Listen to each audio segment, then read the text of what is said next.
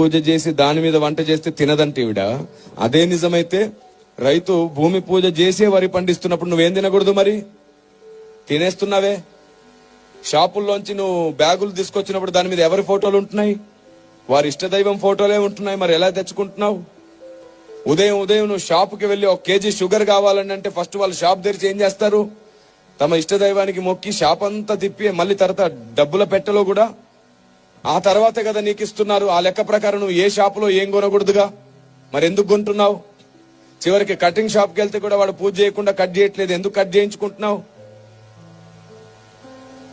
ఇలాగే ఆలోచిస్తూ పోతే నువ్వు బస్సు ఎక్కావు. బస్సు ఎక్కగానే ఖచ్చితంగా అతను ఏం చేస్తాడు? ఓ అగరొత్తి వెలిగించి పూజ చేసుకుంటాడు. ఆ తర్వాత బస్ స్టార్ట్ చేస్తాడు. ఆ లెక్క ప్రకారం నువ్వేం ఎక్కకూడదు. ట్రైన్ ని ఎవరో ఒక కేంద్ర మంత్రి వచ్చి పూజ చేసి ప్రారంభిస్తాడు అట. అలాగైతే నువ్వేం ఎక్కకూడదు.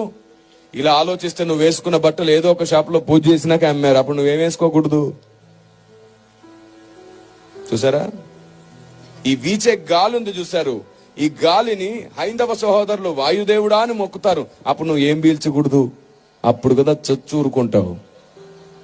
బుద్ధి లేని లాజిక్లన్నీ పెట్టి క్రైస్తవ్యాన్ని ఇంకా వ్యతిరేకంగా శత్రువులుగా మార్చేస్తారా?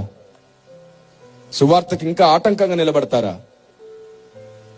ఇలాగ ఆలోచిస్తే మీకు తెలుసా, మీరు వేసుకునే చెప్పులు, మనం వాడే ఫోన్, పూజ చేసి దాని మీద వంట చేస్తే తినదంటే ఈవిడ. అదే నిజమైతే రైతు భూమి పూజ చేసే వరి పండిస్తున్నప్పుడు నువ్వేం తినకూడదు? మరి తినేస్తున్నావే. షాపుల్లోంచి నువ్వు బ్యాగులు తీసుకొచ్చినప్పుడు దాని మీద ఎవరి ఫోటోలు ఉంటున్నాయి? వారి ఇష్టదైవం ఫోటోలే ఉంటున్నాయి. మరి ఎలా తెచ్చుకుంటున్నావు? ఉదయం ఉదయం నువ్వు షాపుకి వెళ్ళి 1 కేజీ షుగర్ కావాలని అంటే ఫస్ట్ వాళ్ళు షాప్ తెరిచి ఏం చేస్తారు? తమ ఇష్టదైవానికి మొక్కి షాప్ అంతా తిప్పి మళ్ళీ తర్వాత డబ్బుల పెట్టెలో కూడా ఆ తర్వాతే కదా నీకు ఇస్తున్నారు. ఆ లెక్క ప్రకారం నువ్వు ఏ షాపులో ఏం కొనకూడదుగా, మరి ఎందుకు కొంటున్నావు? చివరికి కటింగ్ షాప్కి వెళ్తే కూడా వాడు పూజ చేయకుండా కట్ చేయట్లేదు, ఎందుకు కట్ చేయించుకుంటున్నావు? ఇలాగే ఆలోచిస్తూ పోతే నువ్వు బస్సు ఎక్కావు.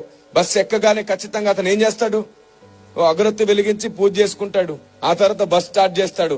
ఆ లెక్క ప్రకారం నువ్వేం ఎక్కకూడదు. ట్రైన్ ని ఎవరో ఒక కేంద్ర మంత్రి వచ్చి పూజ చేసి ప్రారంభిస్తాడు అట. అలాగైతే నువ్వేం ఎక్కకూడదు.